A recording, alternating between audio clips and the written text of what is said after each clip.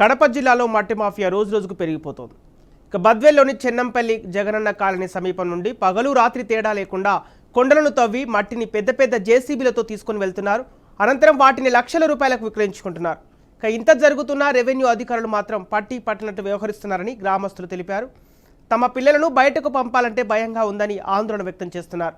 ఎక్కడా ట్రాక్టర్ల కింద పిల్లలు పడి ప్రమాదానికి గురవుతారని ఆవేదన వ్యక్తం చేస్తున్నారు. ఇటీవల మహ్మద్ కాలనీ చెరువు వద్ద ఒక బాలుడి మృతి చెందాడని, అలాంటి ఘటనలు ఎక్కడ జరుగుతాయని వాపోతున్నారు. ఇంకా ఇప్పటికైనా రెవెన్యూ ఇరిగేషన్ అధికారులు బద్వేల్లో జరుగుతున్న మట్టి మాఫియాకు అడ్డుకట్ట వేయాలని, లేదంటే కొండలు కూడా పిండి చేసేలా ఉన్నారని స్థానికులు వాపోతున్నారు.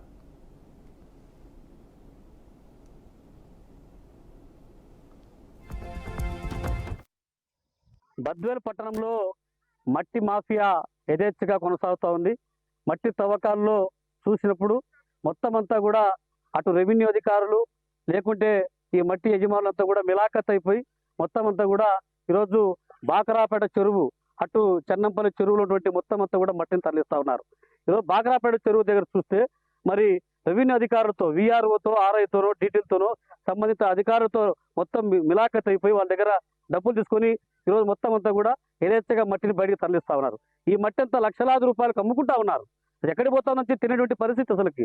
ఇది వీటిని నియంత్రించాల్సినటువంటి అధికారులు ఏ ఒక్కరు కూడా పట్టించుకోవడం లేదు అసలు. మరి ఈరోజు ఎవరైనా ఫిర్యాదు చేస్తే తూతూ మంత్రంగా వచ్చి మాత్రం విజిట్ చేసి వెళ్ళిపోతున్నారు తప్ప ఇంకోటి ఏం లేదు. ఈరోజు బాకరాపేట చెరువులో ఈ మధ్య కాలంలో మరి అది వాస్తవంగా చిన్నపాటి గుంతలు ఉన్నాయి. ఆ గుంతలు